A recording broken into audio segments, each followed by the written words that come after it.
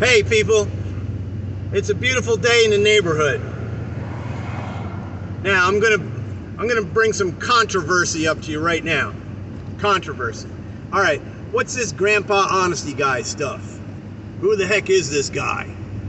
All right, right in your face, I'm going to give you some controversy. Grandpa Honesty guy is going to talk about sex, and he's going to talk about spirits. God is a spirit. And nobody taught me how to get life guidance and business information from a spirit. Now, I get all kinds of criticism because I want to bring the issue of the feel-good of the body and the flow to the table. But I'm not going to do that. I am not going to talk about sex at all. You're just going to have to make a special request if you care about raising boys into safe men, because I was an unsafe boy and I was an unsafe man, and people don't want to talk about the things that could have made me a safe boy and a safe man, because people were just too busy running around doing all their stuff, and they didn't take the time to coach me. All right, well, I spent 40 years chasing wisdom and good experiences, and then I've taken the past 30 years touring what I call the church mess and religion mess in America, and man, have I learned some cool stuff. But first, I got some coaching, but we're going to turn all that off. And we're not going to talk about the really neat, powerful, beautiful, exciting parts, wonderful parts of life. Let's just avoid talking about pleasure and how it can drive you a little crazy. We're just going to avoid talking about that, and we're going to move on to something else. Now, the great thing that's happening here in the middle of North America, in the middle of USA. The middle of North America is probably somewhere up in North Dakota. But we are in Sedalia, Missouri, the middle of the USA, and there's great things going on here. There's a lot of stuff that I could be nervous about and upset about, but I'm telling you something. A long time ago, a spirit started speaking to my heart saying, okay, buddy, you are getting your chops together, and you are going to be responsible for the planting of 10 communities around America, 10 communities around North America that are communities of truth friends. Now, in the Bible, there is an account of Jesus talking. Now, it would not be wrong or illogical for you not to trust the Bible or the New Testament, because the New Testament was written 50 to 90 years after Jesus left. Only if the same supernatural power that was over the Hebrew scriptures that set 200 to 300 predictions in place, there was a power over the Hebrew scriptures that put 200 to 300 individual predictions in place across 1,000 years, written by 30 people that didn't know each other. If that same supernatural presence sat over Matthew, Mark, Luke, and John, and Rav Shaul, also known as the Apostle Paul, if that same supernatural power sat over the writers of the Brit Hadashah, the New Testament, the Messianic Scriptures, if that supernatural power was sitting over the writers of the Koine Greek New Testament, if that supernatural power that set the predictions in place guided those writers, then the Brit Hadashah, the Koine Greek New Testament, the accounts of Yeshua, and the accounts of the first people to receive his powers, all of those accounts, if they had the bubble of supernatural power over them, they could actually be perfect accounts of the things that happened and the things that Jesus of Nazareth said and did. And they could be perfect accounts of the first set of peoples to receive Yeshua's power. That's a possibility. So, in the accounts of Yeshua, he says, if anyone slanders my name, for example, I'm singing songs with one of my best friends in Nevada City, California, Teresa Compton. We're singing songs,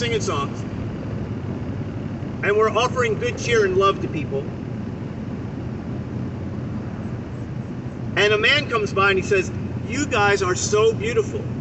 He's literally delighted with the spirit that is coming forth from us to the people. And precious Teresa says, well, this is all Jesus. The spirit of Jesus is what's bringing forth what we're doing. And the guy says, I don't like Jesus. I hate Jesus. But I love you guys. Yeshua says, if anyone slanders or speaks against my name, they will be forgiven. But anyone who speaks against the Spirit that I send, the Spirit that motivates people to do special, loving, serving things, anyone who speaks against the Spirit that motivates beautiful activity. If you complain about a person who's bringing beauty into the world, you will not be forgiven. And on the final day, that one bitter, snippy word that you spoke will be illuminated, and there will be an arresting and a moment of condemnation. God have mercy on your soul for speaking nasty words towards someone who is carrying the spirit of life and encouragement and loving kindness. So, Yeshua says, if anyone speaks against my name, they will be forgiven. Why? Because he knows that stupid human beings are going to screw up his teaching, his presentation, and they're actually going to cause people to be adversarial at other people who are wearing a Jesus t-shirt. So beware. Lots and lots of ugly and stupid have flowed out into the world in the atmospheres of Jesus, God, Church, and Bible. And I was an anti-religious bigot. I was an eloquent anti-Christian for 20 or 30 years. My motorcycle jacket said Devil's Disciples on it because it was a really, really cool antique jacket. I didn't care if it said Devil's Disciples on it. I'm into old, groovy old clothes. And it had like hand-painted stuff on it. It was a cool old jacket. I didn't care about what was being proclaimed, and I certainly didn't focus on Jesus, God, Church, and Bible. But then I had this crash in. Kaboom. The most beautiful and amazing story that's ever been presented to the mind of human beings in all of the human family. The most amazing story is the pre-written life of Yeshua of Nazareth, the Messiah of the Jews, God in human form. No other human being in all history can come anywhere near to claiming to have 200 to 300 predictions sprinkled across writings across 1,000 years, written by 30 people that didn't know each other. And all these predictions point to one event.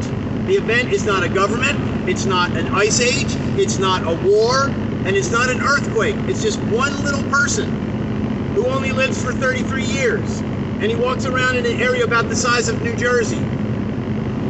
And, hey kids, there's this guy in history. And he's famous. He's famous for walking into town and just healing the entire hospital. But he was first famous for kicking spirits off of people that have personality disorders, that are crazy, that are nutty, or angry, or freaky. He was first famous for making spirits go away and people becoming peaceful and okay and balanced and content, whole. So that's the proof. All the predictions in the Hebrew Scriptures pointing to Jesus of Nazareth, and then the Koine Greek New Testament and all the stories of Jesus of Nazareth, which are pretty intense, including him showing himself to human beings in his shining white form, and then opening up the spirit realm. And he's talking to people who are no longer on the earth in his shining white form. That's called the Transfiguration. You just write that down. Start right there in the Bible. Find the accounts of the Transfiguration. Just do a Google on the accounts of the Transfiguration. And then you're all on your own. I mean, there's so many ways that you can research things. But what you're doing day to day, in day-to-day life, that is the most important thing. What are you doing? What are your day-to-day habits? What is the most exciting thing of your day? What is the most exciting thing of your week? What is the most exciting thing of your day? What is the most exciting thing of your week? I've got lots more to say, but we're rolling into SMITHTON and we're going to look at a little house. And if you want to stand with me and raise up a house in the middle of the country and just become a group of friends that are living happy, fun, pure, and willing to reform our marriage relationships, or walk single like Jesus, or discover a decent spouse.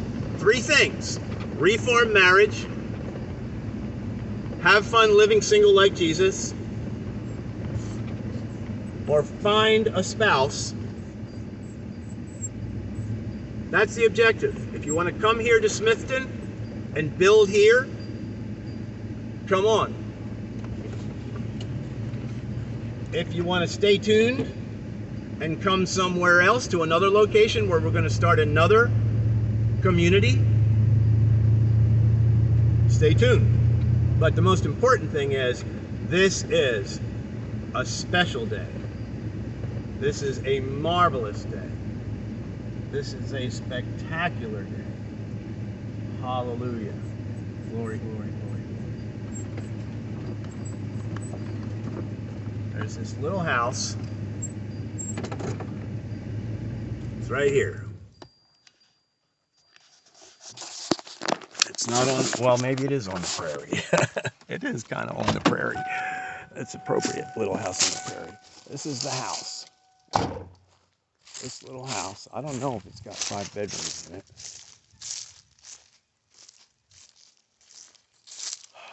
By owners, Jamie and Chad, as is. 660-473-1293. 660-473-2826. Hallelujah.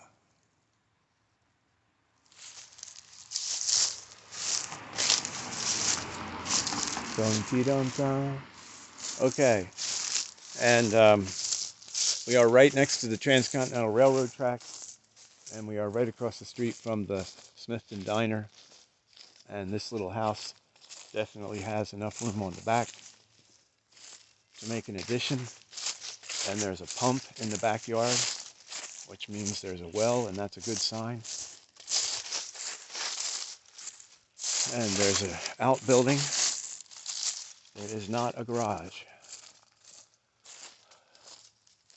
You could build a garage in the back here with a room over top. This is a little house for sale in SMITHTON. I like it. I like it a lot. Alright, so it's fall and there's crunchy leaves. And it looks like there might be a basement. There's a hole for rats to get in. There's an upstairs dormer. And there is the mighty white bus. Welcome to SMITHTON, Missouri. What do you think?